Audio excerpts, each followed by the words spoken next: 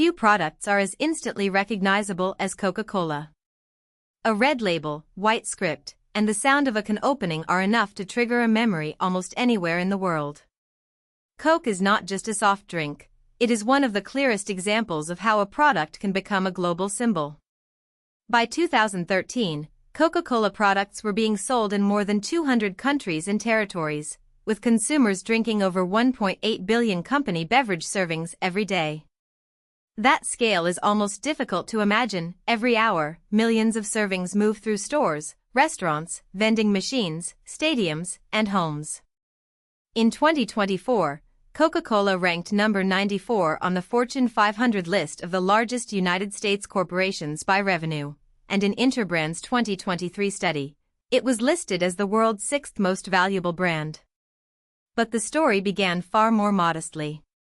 Coca-Cola was invented in the late 19th century in Atlanta by John Stith Pemberton, a pharmacist. At the time, many beverages were marketed not simply as refreshments, but as tonics, remedies, or patent medicines. These products often promised energy, relief, vitality, or general wellness, even when their medical claims were vague or exaggerated.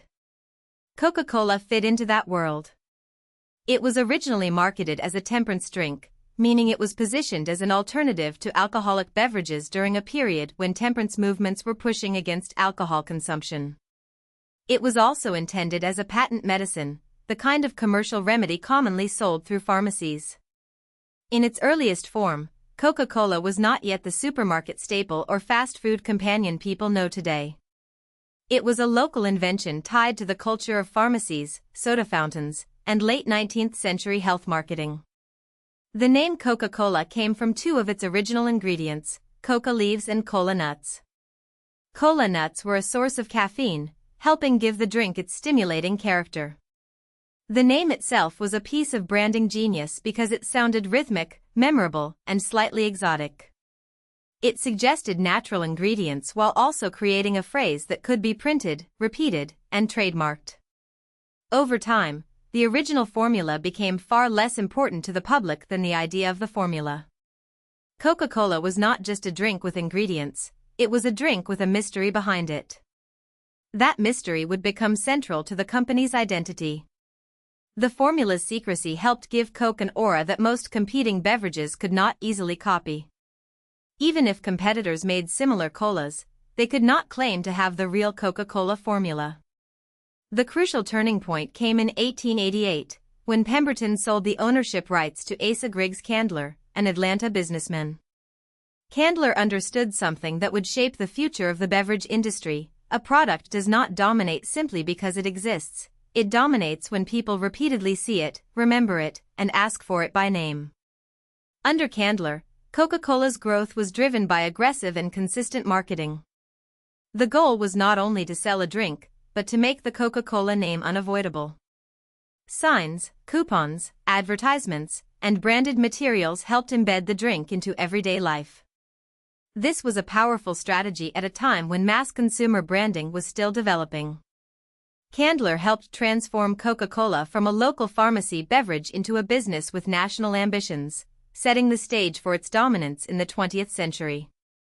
One reason Coca-Cola became so powerful is that it did not rely only on taste. It relied on repetition, symbolism, and availability. Consumers had to know the name, trust the name, and be able to find the product when they wanted it. The company's marketing made Coke feel familiar before many people had even tasted it. That familiarity mattered because soft drinks are often emotional purchases. People buy them during meals, celebrations, work breaks, and moments of heat or fatigue. Coca-Cola positioned itself as refreshing, consistent, and socially normal. As the brand spread, drinking a Coke became more than consuming flavored sugar water, it became participating in a shared cultural habit. This is how Coca-Cola helped define an entire category. The drink inspired imitators and gave rise to a whole classification of soft drink, colas. The Coca-Cola formula remains one of the most famous trade secrets in business history. Reported recipes and experimental recreations have appeared over the years, but the official formula is treated as confidential.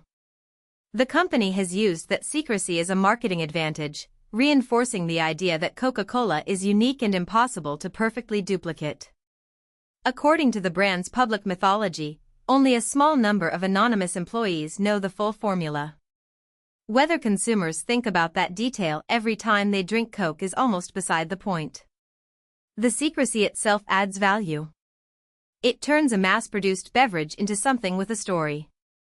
In a crowded market, where many drinks can offer sweetness, caffeine, and carbonation, a legendary secret formula helps Coca-Cola stand apart and gives the brand a sense of continuity across generations. Coca-Cola's business model is also important to understanding its global reach. The Coca-Cola Company does not simply manufacture every finished bottle and can itself. Instead, it produces concentrate, which is sold to licensed Coca-Cola bottlers around the world. These bottlers hold exclusive territory contracts with the company. They take the concentrate and combine it with filtered water and sweeteners, producing the finished drink in cans and bottles. This structure allowed Coca-Cola to scale widely while relying on bottling partners that could handle local production, distribution, and merchandising. The company controlled the brand and the concentrate, while bottlers made sure the finished product reached stores, restaurants, and vending machines. This partnership system helped Coke become both global and local at the same time, one brand identity, delivered through many regional operations. That bottling system is central to why Coca-Cola could appear almost everywhere. Bottlers sell, distribute, and merchandise the finished product to retail stores, restaurants, and vending machines around the world. The Coca-Cola Company also sells concentrate for soda fountains used by major restaurants and food service distributors. This matters because availability is one of the strongest forms of marketing. A brand becomes powerful when it is not only advertised, but constantly within reach. If a customer can order Coke with lunch, buy it at a gas station, grab it from a vending machine, or pour it from a fountain at a restaurant, the product becomes woven into daily routines. Coca-Cola's distribution network made the brand feel universal. It was not just something people saw in ads, it was something they could reliably get almost anywhere. The finished drink itself is simple in concept but carefully standardized. A typical 12 fluid ounce, or 355 milliliter, can of Coca-Cola contains 38 grams of sugar, usually in the form of high fructose corn syrup in North America. Along with carbonation, flavoring, and caffeine, that sweetness helps create the familiar taste profile that consumers expect. Consistency is crucial. When people buy Coca-Cola, they expect it to taste like Coca-Cola, whether they are in a convenience store, a restaurant, or another country. This is one of the challenges of a global beverage system. Local water, supply chains, packaging, and regulations may vary, but the brand promise depends on familiarity. The concentrate model helps preserve that core identity. The consumer may never think about concentrate, bottling contracts, or sweetener sourcing, but they notice immediately if the experience feels wrong. As Coca-Cola grew, the company also expanded the meaning of the Coke name. The most famous extension is Diet Coke, which became a major product in its own right.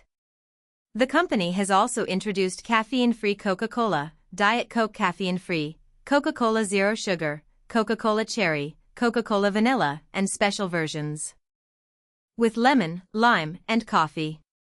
These variations show how Coca-Cola protects its core brand while adapting to changing consumer preferences. Some consumers want fewer calories. Others want no caffeine. Others like familiar flavors with a twist.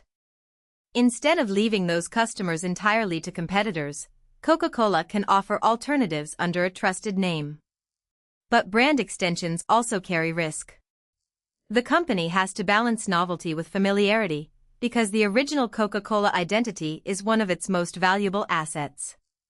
One of the clearest examples of that risk came in 1985 with the introduction of New Coke.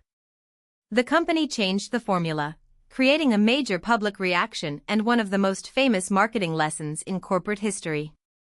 To distinguish the original version from the new one, Coca-Cola was called Coca-Cola Classic from July 1985 until 2009. The episode showed that consumers were attached not only to flavor, but to memory, identity, and tradition. A drink that had been marketed for nearly a century had become part of people's personal and cultural lives. Changing it was not like changing an ordinary recipe. For many customers, it felt like altering a shared symbol. The return and long use of the Coca-Cola Classic name demonstrated how deeply the original Coke had become embedded in consumer loyalty. Coca-Cola's rise is a story about more than a soft drink. It is a story about invention, branding, secrecy, distribution, and cultural repetition. John Pemberton created a beverage in the world of 19th-century patent medicines. Asa Candler saw the power of marketing and built the foundation for a national brand. The secret formula gave Coca-Cola mystery. The bottling system gave it reach. Advertising gave it emotional meaning. Product extensions helped it adapt without abandoning the core identity.